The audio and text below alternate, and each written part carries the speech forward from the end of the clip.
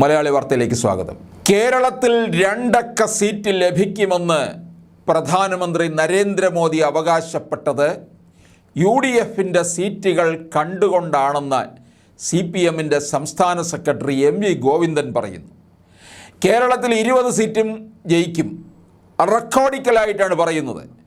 ഒരു തെരഞ്ഞെടുപ്പിൽ മത്സരിക്കുന്നതെല്ലാം ജയിക്കാനല്ല, 20 സീറ്റുകളും മത്സരിച്ച് ജയിക്കാനാണ് ഉദ്ദേശിക്കുന്നതെന്നും MV ഗോവിന്ദൻ പറയുന്നു.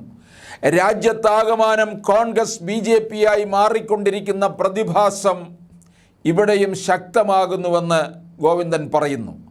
മതനിരപേക്ഷ കക്ഷികൾക്ക് വൻ സ്വാധീനമുള്ള കേരളത്തിൽ പോലും നേതാക്കളെ ഉറപ്പിച്ചു നിർത്താൻ കോൺഗ്രസിന് കഴിയുന്നില്ല.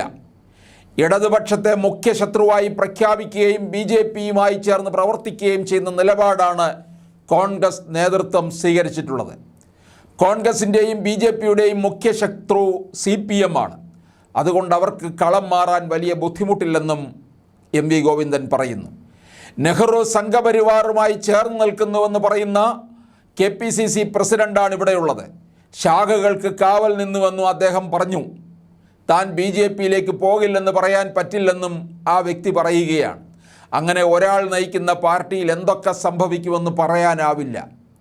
RSS പരിപാടിയിൽ പങ്കെടുക്കാൻ ഒരു സങ്കോചവുമില്ലെന്ന് പ്രതിപക്ഷ നേതാവും വ്യക്തമാക്കുകയാണ്. പ്രധാനമന്ത്രിയുടെ വിരുന്നിൽ പങ്കെടുത്ത കൊല്ലത്തെ RSPMB പ്രധാനമന്ത്രി ഏറ്റെടുക്കുന്ന പദ്ധതികളൊക്കെ പൂർത്തിയാക്കുമെന്നും പ്രഖ്യാപിക്കുന്നു. ആ വിരുന്നിൽ പങ്കെടുത്ത BSPMB ഇപ്പോൾ BJPയിലാണ്. വിരുന്നിന് ക്ഷണിച്ചാൽ താൻ പോകുമെന്ന് പറയുന്നത് മുരളീധരനാണ്. ഇതൊക്കെ ചേർത്ത് വായിക്കണം എന്നാണ് MV ഗോവിന്ദൻ പറയുന്നത്. കഴിഞ്ഞ ദിവസം TN പ്രതാപന് വേണ്ടി പ്രചാരണത്തിന് ഇറങ്ങിയിരുന്ന പത്മജ വേണുഗോപാലാണ് ഇപ്പോൾ BJP ആയത്. ഇവിടെ 2 അക്ക സീറ്റ് ലഭിക്കുമെന്ന് മോദി പറഞ്ഞത് ഇപ്പോൾ വ്യക്തമാണ്. BJPക്ക് ലഭിക്കില്ല. എന്നാൽ ആരുടെ സീറ്റിനെ കുറിച്ചാണ് പറഞ്ഞതെന്ന് പരിശോധിക്കണം. കോൺഗ്രസിൻ്റെ നേതൃനിരയിലുള്ള നിരവധി പേരുകൾ ഇപ്പോൾ തന്നെ BJPയിലേക്ക് ചേക്കേറിയിരിക്കുകയാണ്. മുരളി പലയിടത്തും പോയിട്ടുണ്ട്, പോയിടത്തെല്ലാം തോറ്റിട്ടുണ്ട്, നിയമം ഉൾപ്പെടെ എന്നാണ് ഗോവിന്ദൻ പറയുന്നത്. കോൺഗ്രസ് മതേതരത്വ നിലപാട് സ്വീകരിക്കേണ്ടവരാണ്. അവരിൽ നിന്നും കൊഴിഞ്ഞു പോകുന്നതിൽ CPM ആഹ്ലാദിക്കുന്നില്ല. എന്നാൽ വലിയ പ്രതിസന്ധിയാണ് കോൺഗ്രസ് നേരിടുന്നത്. ആ പ്രതിസന്ധി നേരിടുന്ന കോൺഗ്രസുമായിട്ടാണ് ദേശീയ തലത്തിലെ ഇന്ത്യ മുന്നണി എന്ന് പറയുന്ന ഉണ്ടാക്കി അതിൽ ഞാന്ന് പിടിച്ച് കിടക്കുന്ന CPM. വളരെയധികം പേരാണ് അടുത്തിടെ കൊഴിഞ്ഞു പോയത്. അത് അവരുടെ നിലപാടില്ലായ്മയാണെന്ന്.